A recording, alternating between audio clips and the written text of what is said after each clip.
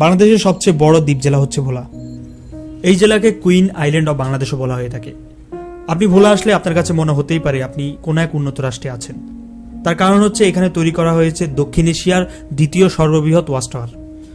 এই টাওয়ারটির নাম হচ্ছে জ্যাকুব টাওয়ার। এই জ্যাকুব টাওয়ারের উপর থেকে বঙ্গোপসাগর, তেঁতুলিয়া নদী এবং চর কুকরিমুকরি কিছু অংশ দেখা যায়। ভোলা ভ্রমণে সবচেয়ে বেশি যে জায়গাটি আপনার মনে স্থান করে নেবে সেটা হচ্ছে চর কুকরিমুকরি।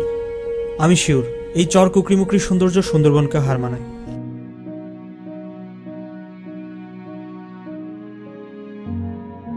এই চর কুকরিমুকরি ঘুরতে আসা দর্শনার্থীদের জন্য রয়েছে এখানে সরকারি উন্নত মানের গেস্ট হাউস। ভোলা ভ্রমণের এই পর্বে আমরা ভোলার এই প্রান্ত থেকে ওই প্রান্ত চষে বেড়াবো এবং ভোলা সম্পর্কে আপনাদেরকে একটা সঠিক ধারণা দেওয়ার চেষ্টা করব এবং ভোলা কোথায় যাবেন, কোথায় থাকবেন, কোন কোন পর্যটন স্পট ঘুরে দেখবেন সবকিছু নিয়ে